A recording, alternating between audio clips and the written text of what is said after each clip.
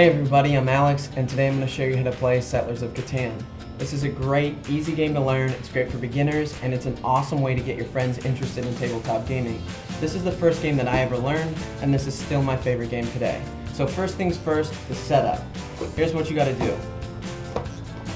You're going to take out these border pieces, and you're going to put them together to make a hexagon. They're numbered so you know which way they go together.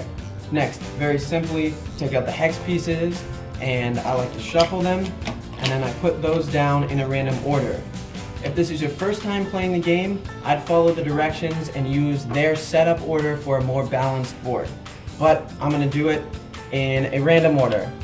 Now that your board is set up, you're going to want to get the numbered tiles and shuffle those up as well, and I also like to put these down in a random order. But again, if this is your first time, I would suggest following the rules for a more balanced game. Now, if you are putting these numbers down randomly, one thing to keep in mind is not to have two red pieces next to each other. Each one of these pieces gets a number tile on it, except for the desert piece. That one gets the robber on it. Now that we've got the board put together, place out the resource cards. There are woods, bricks, wheats, sheep, and lastly rock. Now these resource cards are related to spaces on the board.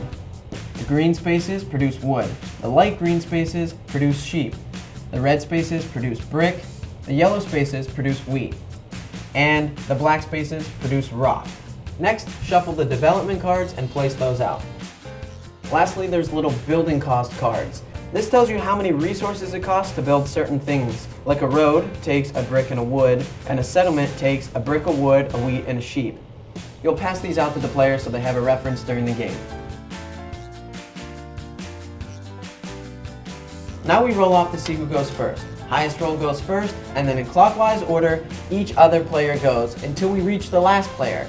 Then that player places a second settlement, and we go counterclockwise back into the first until everyone has placed two settlements in two rows. I'll place my first settlement here, and I'll connect a road to it. You can place a settlement in any intersection, and then you place a road in any one of the three directions surrounding that. Then we'll move in a clockwise order, and the next player will place their settlement. They will place down here, they'll connect the road. Something to keep in mind is you cannot place your settlement within one intersection of someone else. So when placing your settlement, check the three surrounding directions and make sure that there's no other settlements placed on those. For instance, blue cannot place their settlement here because orange is one intersection away. Blue can place their settlement here because there is no one in the surrounding intersections. Blue will place there and build a road. Now that last player will build again, and we'll move in counterclockwise order back to the first player. When you place your second settlement, you pick up the resources associated with where your settlement is located. Red placed on this intersection, meaning red picks up wood, rock, and brick. Something to keep in mind when building your settlements is what numbers you settle on and what resources those produce. Some numbers roll more often than others. As you can see, there's no 7 on the board. Statistically, 7 is supposed to be rolled most often, but that's related to the robber, and I'll get to that later. Followed closely by 8 and 6. They're marked in red, but also a good indication of how often that number should roll is by the dots below the number. The more dots, the more often that number should roll. So what's the point of the game? The point of the game is to get victory points. The first player to 10 victory points wins. You get victory points by 1. Building settlements, which are worth 1 victory point, upgrading settlements to cities, which are worth 2 victory points, by having the longest road, which is worth 2 victory points, and by having the largest army, which is worth 2 victory points. The longest road and largest army cards can change hands during the game. Whoever gets the longest road has the card until someone beats them with a longer road. Same goes with army. Whoever has the largest army gets that card until someone can beat them with the largest army. The only other way to get victory points is with development cards. There are special development cards that are worth 1 victory point. Other development cards are road building. This card allows you to build 2 free roads. Year of Plenty. This card allows you to have 2 free resources. The Night card. The Night card, when played, allows you to move the robber, block a number, and steal a resource from one of the players that number is associated with. For instance, if a player blocks this number 8, they can choose to steal from either orange or blue. The Monopoly card, when played, allows a player to call Monopoly on one resource. For instance, if a player plays that card, they'll say, "I'm choosing Monopoly on rocks," and then every other player has to give that player all of their rocks. Now we'll move on to taking turns. First thing that happens in your turn is you'll roll. You look at the number associated with that roll. I rolled a 9, and then anyone settled on 9s will get the resource associated with that number. Red will get a wood, orange will get a rock. When collecting resource cards, keep them hidden. Other players shouldn't know what you have in your hand.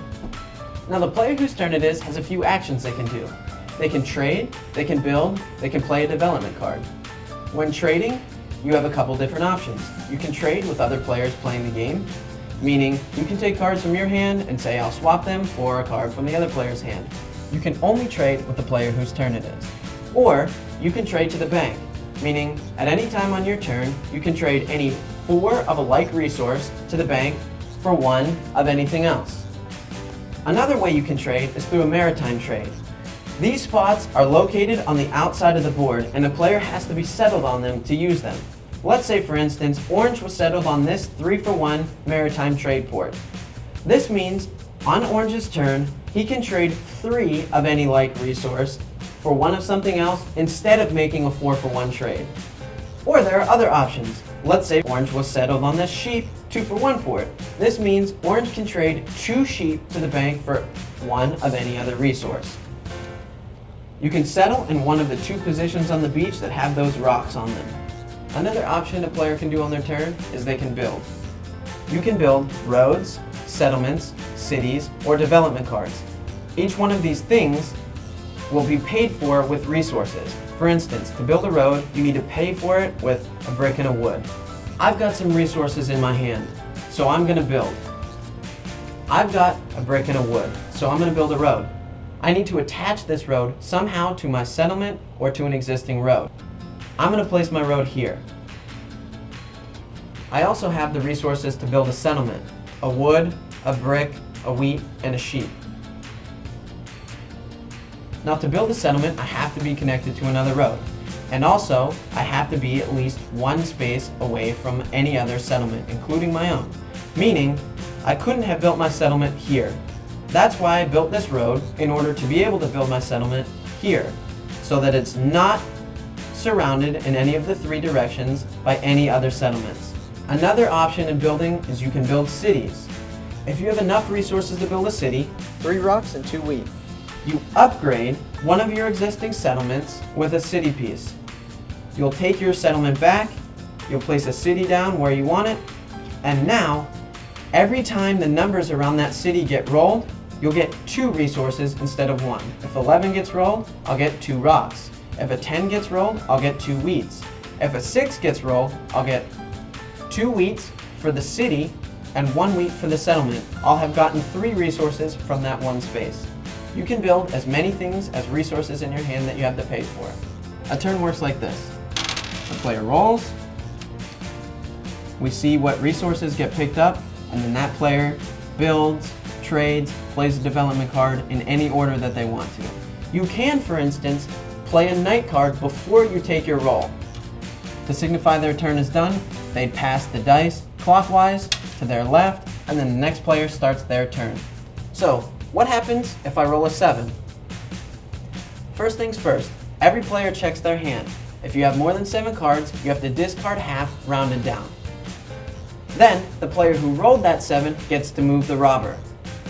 They place the robber on top of a number, blocking that spot, and they get to steal a card from one of the people living in that location. For instance, if the robber gets placed on this 6, the player whose turn it is gets to steal from either orange or blue. They take 1 card at random from their hand and add it to their own. As long as the robber is blocking a space, the players do not get to get the resources associated with the number the robber is blocking. The robber moves when a 7 is rolled, or when a player plays a knight card on their turn. A knight card works just like a 7 roll, except for nobody has to discard their hands.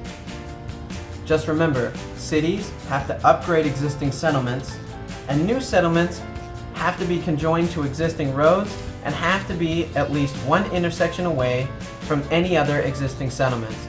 First player to 10 victory points wins, and that's it. That's how to play Settlers of Catan. Thanks for watching. Thanks for watching. If you want to see more how-tos, reviews, strategies, and gameplay, consider subscribing.